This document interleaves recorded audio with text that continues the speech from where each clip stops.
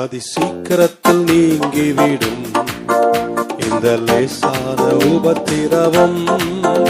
அதி சீக்கிரத்தில் நீங்கிவிடும் இந்த லேசான உபத்திரவம்.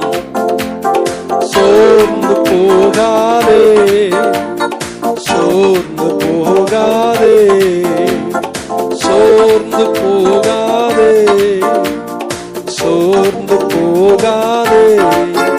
அதி சீக்கிரத்தில் நீங்கிவிடும் இந்த லேசான உபத்திரவம்.